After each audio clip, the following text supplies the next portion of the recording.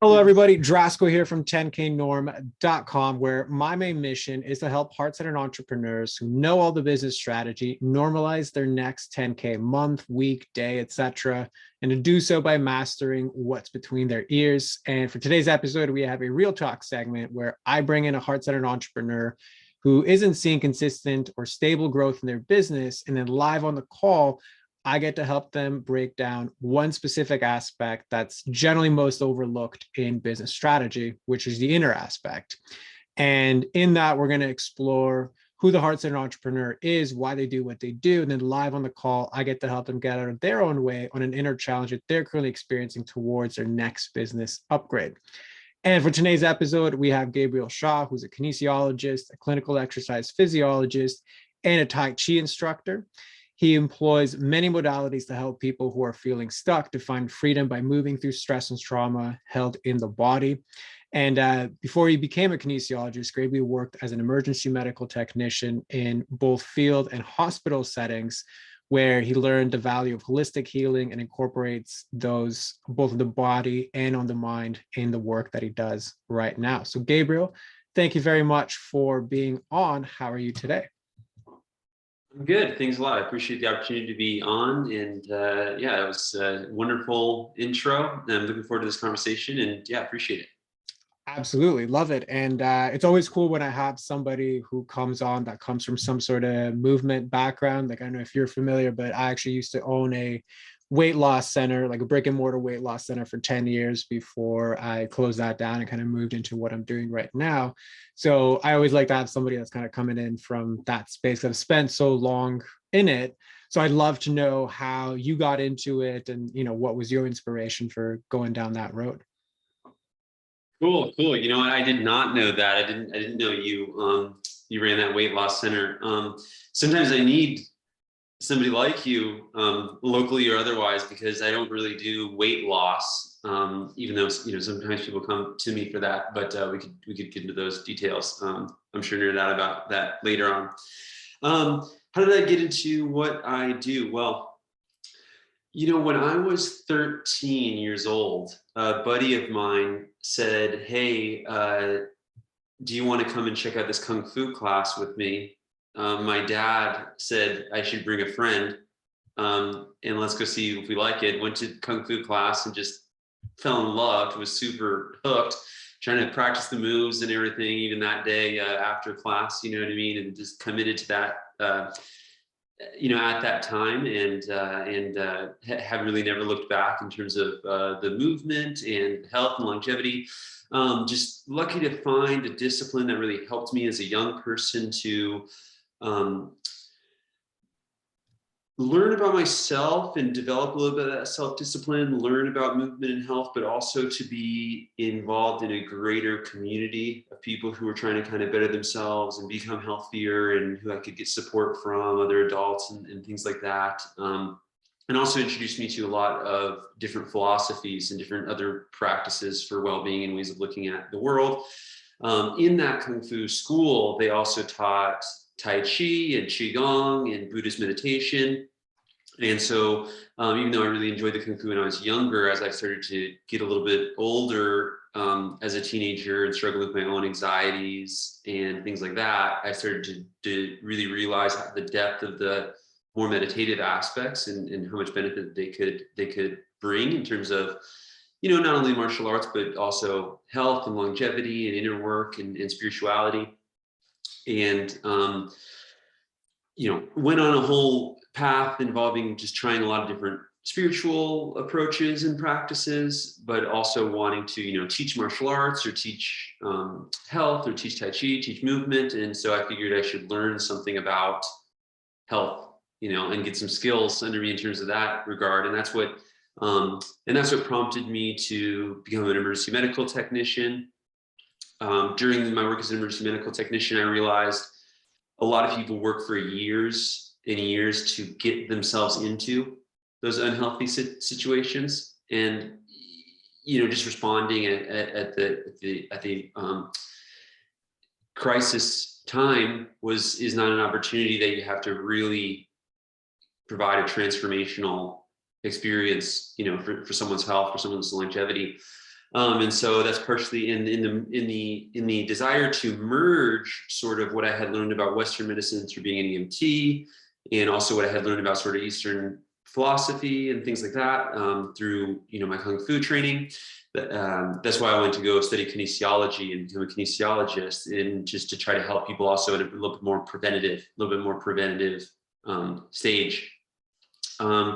Lately, really, those things have started coming together more and more as I continue to grow in this journey, and now I can see how a lot of the background in Tai Chi and Qigong has helped me to identify that a lot of pain comes from stress, comes from trauma that we hold somatically in the body. And then the kinesiology work really helps me to identify how that interferes with people's movement patterns. And so they just keep repeating the same movement pattern because they don't know how to break that cycle. And that movement pattern causes compensations, which causes pain, or at least makes the pain worse. And so a lot of people go to a physiotherapist or something and get temporary relief, but they kind of just fall back into their similar patterns. I think it's not too dissimilar, honestly, from some of the stuff you talk about in terms of entrepreneurs. And so I kind of help people really to dive deep into their body and the stress that's there, and move through some of that stress. Yeah, so combining those aspects, and that's kind of a little bit more about how I got to doing what I'm doing. No, I love it, because I mean, it's actually very similar to my story outside of just the movement bit, because yeah, I got into that with martial arts as well.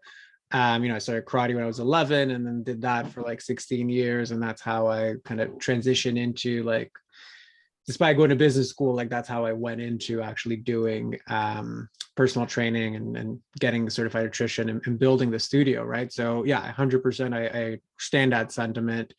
And even the sentiment of like these patterns that we get into, right? Like you're talking about the somatic things that we hold as far as like emotions or energy or trauma that, we don't release because we move certain ways. So it shows up in people. Like, yeah, it's completely synonymous to the work that I do now, which is a little bit more, out. I mean, it's definitely body and somatic related, especially depending on the individual, but let's just say we access it now through the mind and the thought patterns around that. So yeah, I think even just outside of where this episode is going to go, I feel like we can do a separate episode just on the bits and pieces surrounding like working with individuals, physically.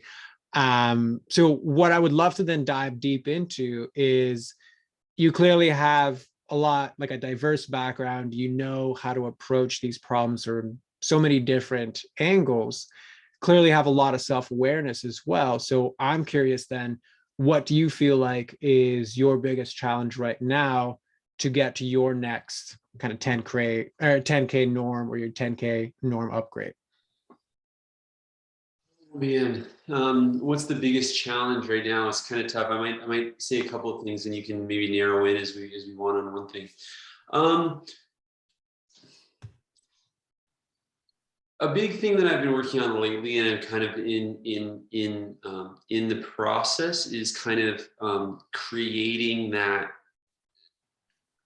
offering, right? That really speaks to what I do. So, and I think part of that relates to just doing a lot of different things, and that taking my time away from what I could be doing, which is maybe most impactful, right? And so I think, so I do active rehab, which is in a little more traditional kinesiology sense, depending on what people want, right? So that's sometimes how people come to me, and then try to kind of explain to them how they can just do the physical stuff, but it may have a limit, right? Then sometimes people come to me more for Tai Chi Qigong classes. So I do like group classes there as well. And I also do a lot of work with active rehab and mindfulness training and stuff like that for dancers, and I teach dance classes as well. And so it's kind of like I'm still on this journey of trying to figure out like how to really combine these things into one thing, and how to provide an offer that is clear to what they're working, right? And, you know, and even lately, you know, so I'll add another piece on top of that, which is that lately over the last few months, as I do more of my own healing work and things like that, I started just kind of going more and more into more like somatic therapy, motivational interviewing type coaching as well. So now it's like sometimes when people come into me for a session for like movement training or active rehab, we'll be doing only like 3 or 4 exercises the whole hour, because we end up either talking about the underlying issues that get in the way, or we end up working with some energetic movement or somatic therapy where they're moving with those sensations in the body.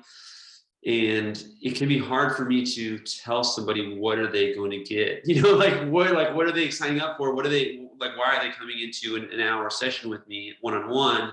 Slash also, I am starting a Tai Chi body course coming up in the next month, and I am definitely geared to doing more courses. And so trying to really distill down, okay, what is the best offering I have for people, and how to describe that to people and stuff like that is, I guess I would say that's the number one challenge. Okay, 100%. So yeah, it comes down to really my blessing and my curse is that I know a lot, right? So it's like, how do I then communicate that to the people that need it most so that I can matter to them and be, you know, the solution for their problems? Like, is that accurate? Yeah, and attract the right people, right? Absolutely. Okay. So there's many different ways to kind of handle that. There's definitely the tactical offer, you know, kind of business, how do I structure what I do bits. But underneath that, what I'm curious about is, so when you look at everything that you have just told me, like, what are your thoughts around, like, why is that such a challenge for you?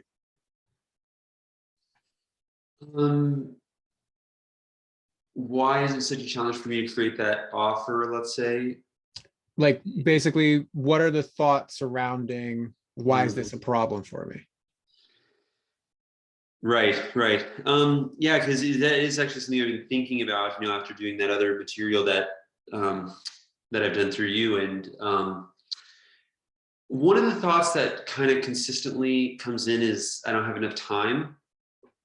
That's like very common, and you know, that's really interesting. It's like I'm doing all these different things, but I don't have enough time, you know. And you know, it's obviously I don't have enough time because I'm doing too much. So there's obviously something around, you know, there's that self-fulfilling prophecy that you have discussed in some of your work around, like, you do those things because they give evidence to that mask or whatever, right? And so I can definitely see that coming in the amount of time, you know. And there's definitely a sense of like urgency. There's an urgency around money, right? And then the other thing is, you know, yeah, so time and money, what else is there to talk about? So that's funny, but yeah, there is, I can definitely feel, you know, again, things that you've talked about is, I can definitely feel that sense of urgency when it comes to making enough money each month. And so what that sense of urgency sometimes leads me to do is invest my time in projects that aren't necessarily long-term moving the needle, but might, like in the short term, bring a couple more students in or something like that. And it doesn't really move the needle, but I end up being really busy because I'm operating out of that sense of urgency around, I need to figure out how to like hustle to make this like money this month. You know what I mean? Got it. Yeah. So it's, I don't have enough time. I don't really, like, I'm doing too much because of that, because there's urgency that I need money. So then I'll just take on whatever part of my skill set I can contribute to whoever's willing to pay me, which then reinforces I don't really have enough time. So it's kind of this looping. Yeah, exactly. Yeah, that's right. Yeah. Okay. So how do you feel when you replay that narrative?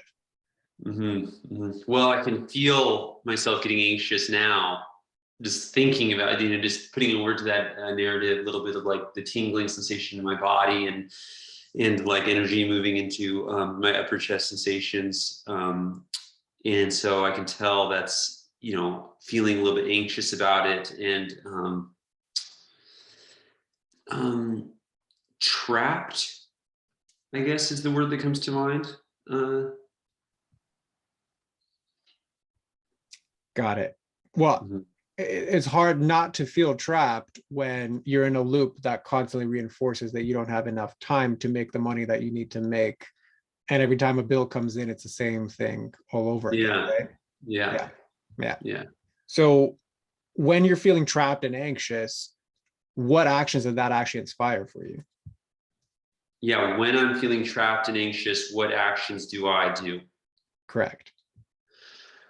I'll release a class series or something, and this kind of happened somewhat recently for me, so it's fresh, but I'll just think like, I'll release a class series that, like I said, may bring in a handful of people, but then I am taking a lot of time doing that with promotions and marketing and things like, the whole, whatever it takes to plan around a class, but it didn't really bring in like long-term much, benefit.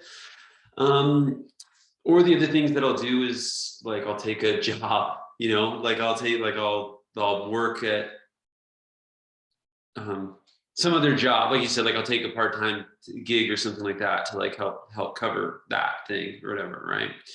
I will I will engage in workaholism, which is kind of weird with the time thing, but I do so I just get a sense of the things that I'm doing must not be the most effective things. And even though I've read the 4-Hour Work Week and I've done the email batching and all that kind of stuff, in terms of the tactical level, I still feel like I must not be doing the effective things because I'm seeming to work a lot at the time, you know what I mean, and still not again really move that needle. Yeah. So these are some of the actions that I might take. Yeah. Got it. So it really comes down to when I feel anxious and trapped, I just do more and I kind of do more of the same. Right. Yes. Yes. Yeah. Okay. So what's the result of all of that? More feeling busy and more work to do then, because I just signed up for a new thing that takes more work. So the result of it is continuing this, more work to do, more feeling busy, more feeling trapped. But the result of it is, I feel anxious, so I'm not as present as I could be with people around me in my life. The results of it on a deeper level is also not having the resources or, being able to take the time off or whatever to do the things that I want to do or spend that time with my partner or whatever. Not engaging with my partner in a heart-centered way. Right. Because When the I'm in whole that time position. it's like that result, right? Like, okay, so the result of all of these actions, because I'm just, my default is I'm just going to go do more. Mm-hmm. Is I'm just, the result of it is I just have more work to do, which then reinforces the thought I don't really have time. And Mm-hmm. that Right. loop kind of Yeah. starts again and Mm-hmm. again. Yeah, So exactly. when you're looking at all of that, we started this conversation about offers. So Mm-hmm. to what degree does this cycle have anything to do with offers? Um, the way I do see it involved with the offers is I think that doing too much is related to doing like this thing for this group of people and then doing like this other thing for this group of people and doing like this thing for this group of people and then like this other thing for this other group of people, and not necessarily having like a lot of like marriage in between those groups, like I'm serving these different groups of people differently. And so that what that means is, 3 or 4 times the marketing time or whatever, and it also means it's actually harder to get clients oftentimes because it's hard to really nail down what type of person I'm looking for in a lot of ways. So it's like, I end up doing these other things. And then I think people don't necessarily know, what do you really offering. And then there's that confusion that doesn't bring people in, right? So it's kind of the idea of like, if I could, trying to nail down, okay, what do I, and this, what also gets me is that like alignment mask, and so I'm also now wondering like how much of this is that, where I start to feel like, okay, if I could really get to like, okay, what is like the one thing that I can be doing, and then create an offer around that, that's more clear to people what I'm doing and what I'm trying to put my energy into, or what I offer I can bring to people. Okay, I so I also would want actually to ask you that same question. So what is that one thing? What that one thing is helping people who are feeling stuck or in pain, either physically or in their life, to identify the dysfunctional patterns caused by stress and trauma held in the body, to move through that. Okay, that's pretty clear. I mean, yeah, we can argue about semantics and specifics and, dial it in more. Sure, we can all do that. But for the most part, right, like it's pretty clear, right? So it's people that have had some level of trauma, people who are aware that, there's something about that that's kind of stuck in their body and it's perpetuating these patterns that they don't want, and they want out of it. So that part's pretty clear. And you were able to come up with that on the spot. So that to me sounds like I have the backbone for, at least a solid offer. So then kind of goes back to the original question. To what degree are these loops of workaholism related to the offer, which you just kind of displayed that you have a very solid working version of? And to what degree are they related to something else? Yeah, right. Yeah, I get that. So I guess it's the underlying thing is not feeling confident in just dialing in on only that one thing. The fear that if I only do that one thing, it's not going to be enough, right? Or I'm not going to be able to make it work, or something like that, right? Got it. Okay. So it's more that the core issue is, if I just do that one thing, if I just do that offer that I've already kind of worked on and I have a fairly good idea of, if I just do that, it's not going to be enough. Yeah, I guess so. Yeah. Okay. It seems like the current state of affairs is kind of proving that. The current state of affairs is kind of proving that. I mean, it does keep it kind of doesn't give it a chance, I guess. Because it's not enough, because it's never had the chance to even. Right, exactly. Yeah. Okay, I see. Yeah, I see what you're saying. Right. Because what I see is like a very workable offer. And I see, you spinning 10 different plates at once, trying to bank that one of these will be a home run hit. But that's putting the offer above what really drives the results, and for both yourself and your clients, which is you. And obviously you're more than qualified to get results for people, but you're looking to the outside to prove something that only you can prove, which is, I am the one that drives these results. This is who I want to work with. What makes this work is actually me. But right now, all of my thoughts are rooted in, I don't have enough time. I need to do more work. I don't know the right way to do an offer. It's not enough to do what I want to do. That proves the fact that that offer isn't enough. But what I'm trying to highlight to you is that you are the one that's proving that it's not enough. Yeah. How does that land for you? It resonates. Yeah, it resonates a lot. Yeah, and I can see that's true. It's, I guess, makes me a little bit restless to look at that.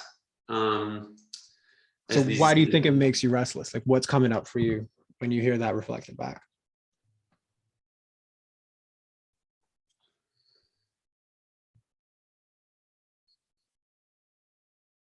I mean, it is true. It is true. And so what's coming up for me a minute ago, and I think it's something that makes me restless, is like that thing that you were said of like, you are obviously clearly skilled enough to provide these results for these people, and you are driving all of what is currently happening, so the successes and the failures, or whatever, how you said it, is like, there is a degree to which it's like, doesn't really land. Like again, going back to the stuff we were talking about off recording, is like, that's where I've done a little bit more self-worth work and can realize that, I have a hard time putting myself in somebody else. Like if I could look at me from the outside, I would be like, oh, like, or even mentally, or even just mentally looking, so if you'd asked me 6 months ago, do you think you have like self-worth issues or whatever? I would like look at me from the outside and I would be like, I don't, of course not. I'm like really skilled in these areas. My clients get results in A, B, and C ways. And like, I'm well-spoken and, sharp and know how to work with people, and, and can drive and can act, I don't feel like I'm in analysis paralysis or, you know what I mean? And so it's like, I would have said you're crazy, But then when I look at inside, it's like, but then when I look at from the inside, there's things that I'm thinking, even all those things I just said, it's like they really don't have any place to like land. What do you mean by that last piece? Yeah, it's really, I never thought of that image before that, but it's like these pieces around, being a certain type of person, let's say with people skills, or Gabriel's personality, that's attractive type of person, or the things about having a certain amount of skills in terms of my work that has been built up over long periods of time in that experience, or the thing around even the business skills, which I have developed some in courses and practice again over 10 years and things like that as well.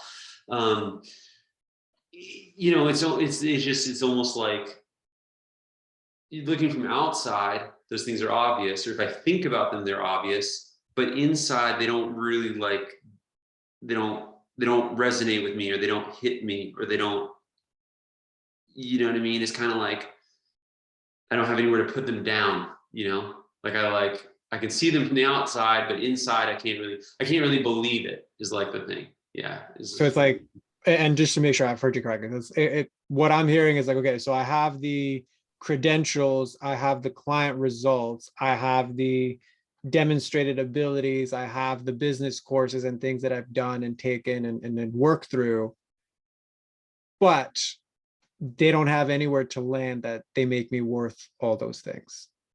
Like, is that accurate? Yeah. Okay. Yeah. So that's a big realization. So, if it just occurred, cool. If it didn't, like, either way, the sharing of it is a big realization. Mm-hmm. Mm-hmm. Because the irony of it is, we started this conversation talking about, well, I need the external, I need the offer, I need to know what's right, I need to know how to best say things, I need to know how to like do the skill thing, when the skill is relatively external because you can demonstrate and point to it. Mm-hmm. I need those things so I could succeed, right? Mm-hmm. While at the same time holding consciously or unconsciously the space that no matter what's happening on the outside, it never can possibly stick to, it's like slippery for it to like really stick and ground that I actually am that. So it's this double bind of essentially keeping you and doing what you're doing, which is, well, the only thing I know is to do is work harder because it's the only thing that's gotten results.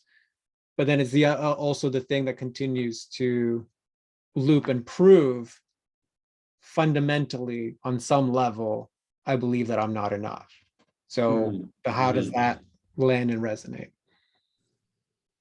Yeah, I would say that's true. It is difficult to look right at it, and so like for people listening or watching, it's like we will do a lot to not look at this stuff, and I have done a lot to not look at it too, and it's uncomfortable to look at sitting here, for sure, because it's like, oh, it's really uncomfortable because there's a lot of truth to it, right? And it is weird, and it is, the whole idea of them not having somewhere to land, or like believing them or having them stick and having them feel slippery, that is somewhat new realization of putting it that way. I wouldn't have put it that way before. So that's a new realization. So that is a big deal. And yeah, that is exactly the thing where it's like, I do feel, or I have felt in the past, I should say, because I am growing past this stuff now as I do this more work over the last few months, but I have felt in the past the need for these external validations, credentials, the student testimonials, whatever, the skill, the course, to tell me that I'm good enough. And yet at the same time, nothing on the outside could possibly, like, I wouldn't, like, it's too, like, I wouldn't let it, or it's too slippery, like you said. So it's like, I've been looking for these things on the outside to do it.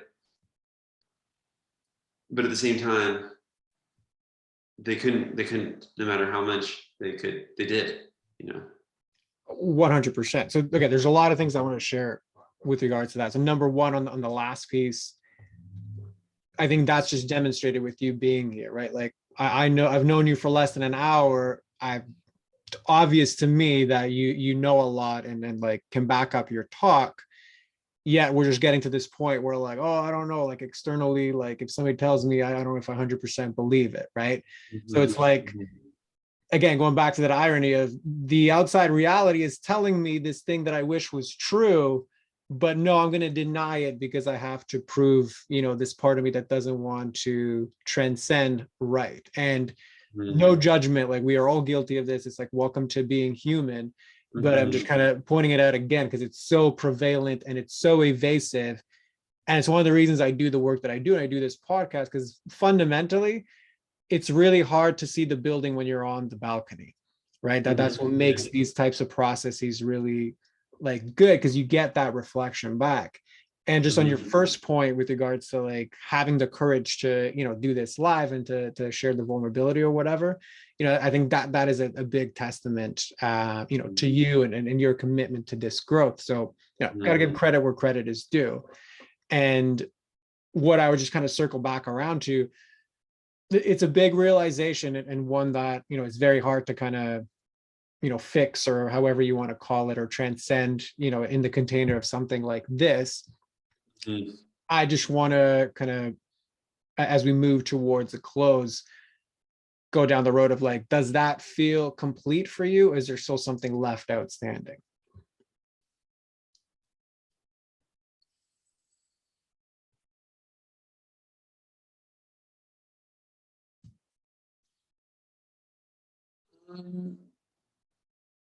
No, yeah, that feels comprehensive, or a good problem statement, let's say, or like, cornering the evasive.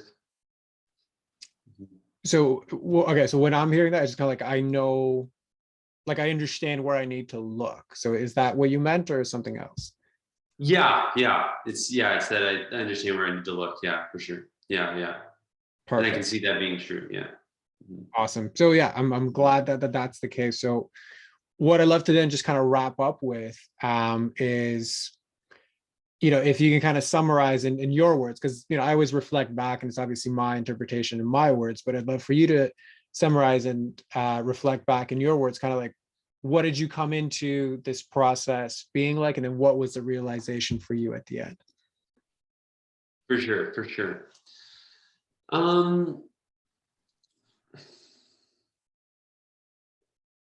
Yeah, so I came into this process thinking that what was external was internal, in that I was thinking that these things around needing to make that offer or connecting my like different services into one service or whatever was internal. But actually what I'm like, I guess what I'm actually seeing is that what that is looking for external validation or external results or external accomplishments to meet an internal belief And now I can see that, and the difference is now where I'm at is I can see that those things are actually external. I'm looking for a success here, or the clients to come in from here, or something to be successful here, like you said at the beginning, hoping to hit that home run in order to prove in. When now I know I wouldn't have believed that anyways. If that did happen, I still wouldn't have believed it, and we'd probably still be on here talking about this. And yeah, and then just the place that just the realization that I wouldn't really have believed that if it happened anyways. And also the understanding of how doing those things continues to prove right the fact that I don't believe those things. Like the loop of not doing enough proves right that I can't get enough. That's another kind of separate realization too. Awesome. Yeah, that's like I said before, those are powerful realizations, and to share them with that level of vulnerability is not a small feat. So I know this is not for everybody. So kudos to you for doing that. So if that feels complete for you, I mean, we can kind of wrap it up here. But again, just one last time, like, is there anything left that's outstanding that you wanted to cover today? No, I appreciate that. That's helpful, and I like how how personalized that was, and it helps to have a real dive into it. It really helps to have a dive into the personal as opposed to general, because you can like understand the thing. Even the coaching, you're working with a lot of people. A lot of people listen to the podcast or do your things who know a lot about trauma or worthiness or healing or whatever. They know a lot about it, so it's easy to watch your seminar and be like, okay, I can kind of see how ABC goes together. But it's another thing to be like, okay, let's look at how that really applies to you and think about that. So I'd say that's really valuable to have that. It is also helpful to hear just the acknowledgement of doing it live is hard, but yeah, worthwhile. So thanks. Awesome. Love it. Well, thank you very much for, volunteering to do this, and floor is now yours. Feel free to tell everybody exactly, how to find you, who's the best person to contact you. We'll include all that in the show notes, but the floor is yours. Cool. I appreciate that, Trasco. Thanks for having me on. People can find me at coachgabrielshaw.com. And I work with people one-on-one and do group events, and they can find all that information there. If they're interested in Tai Chi, Qigong, active rehab, that information is online again, coachgabrielshaw.com. I do an email newsletter with 5 bullet points of kind of the coolest things I've discovered from movement and healing with a little bit of soul, a couple times a month. So if people are interested in getting that and also want to learn the basics of Qigong for grounding and centering and helping them reduce stress for their work or their life at home, they can sign up for that email and get that Qigong webinar for free on my website. I am also launching a Tai Chi body course in January, which is coming with the same stuff that we're talking about here, identifying how stress and trauma keeps you stiff, and how a lot of other exercise modalities just only work on the physical layer or treat your body like a machine. And so if people are interested in moving in a way that releases that stiffness and pain inside their body in a more holistic way, then they should check out that course over at movehealawaken.com. Love it. Well, we'll include all of that in the show notes. So Gabriel, thank you very much for coming on. And for everybody else, we'll see you on the next one.